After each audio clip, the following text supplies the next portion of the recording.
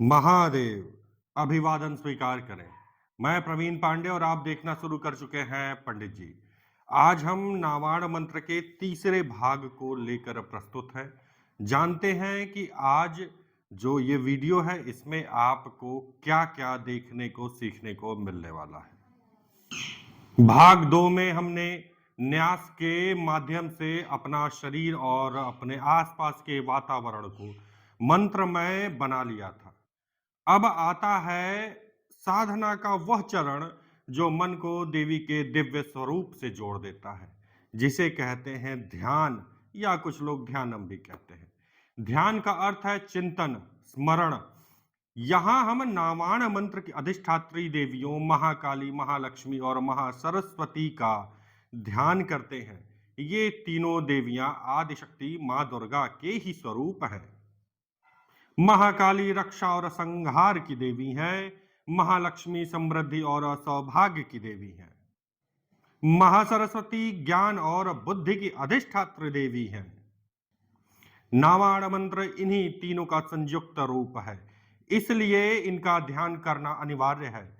ध्यान से हमारा मन एकाग्र होता है और देवी का स्वरूप हमारे हृदय में उतर जाता है।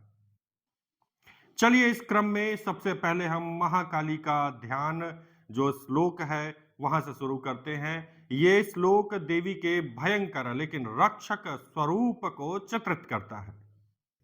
शंखं चक्र गदेषु चापरिघाक्षोलम्भोसुण्डिं शिरः शंखं सदधितं कैरसत्रिनयनं सर्वाङ्गभूषामृताम् नीलाश्यमधुतिमासपाददशङ्कं सेवे महाकालिकां यामस्तौ स्वपीते हरः कमलजो हन्तुं मधुं कैटभम्।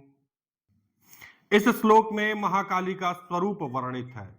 उनके हाथों में खड्ग, चक्र, गदा, धनुष, परिघ, शूल, भुसुंडी और शंख हैं।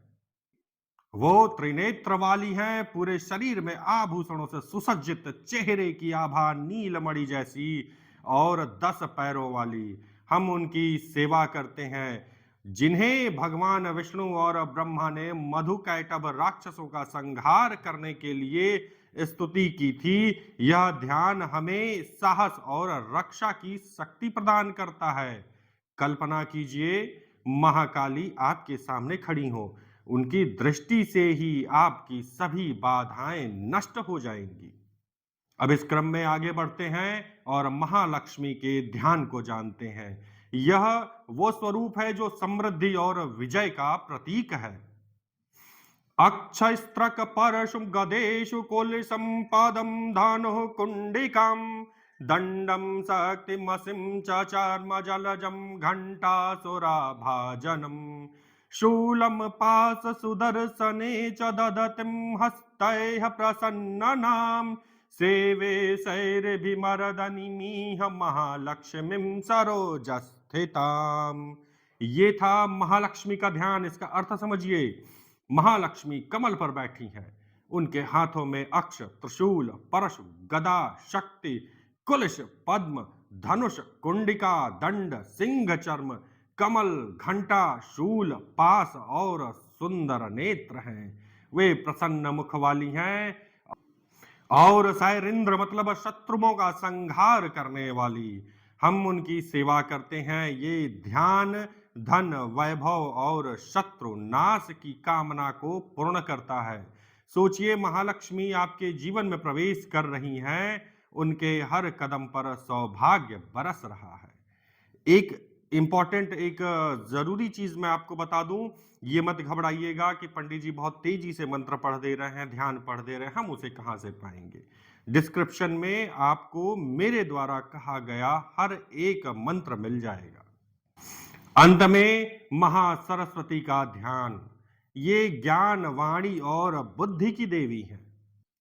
घंटा शूल हलानि शंख मुसले चक्रमधनुः शायकम् हस्ताब्जैरदधतिं घनानन्तविल विलतक्षितांशु तुल्यप्रभां गौरी देह समृद्धवं त्रिजगतामाधारभूतं महा पूर्वामात्र सरस्वती मनु भजे शुंभादि दैत्यारदिनिम्।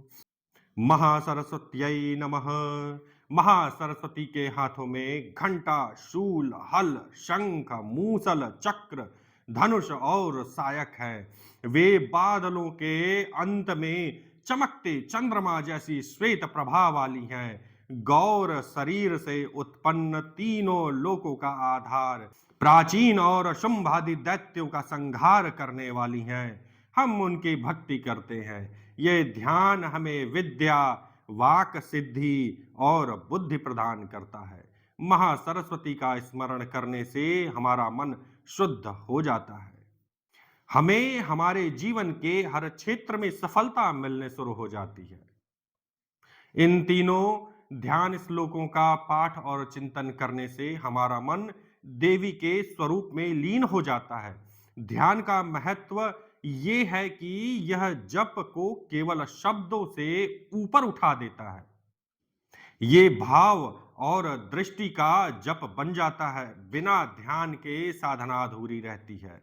अब जब आप ध्यान के बाद हम माला, फूल, पूजन और जप के नियमों पर जाएंगे, जहां हम वास्तविक रूप की तैयारी करेंगे।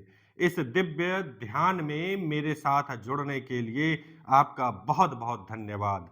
हम अगले वीडियो में इनकी पूजन अर्चन के बारे में चर्चा करेंगे। जय महाकाली, मां सरस्वती, मां लक्ष्मी।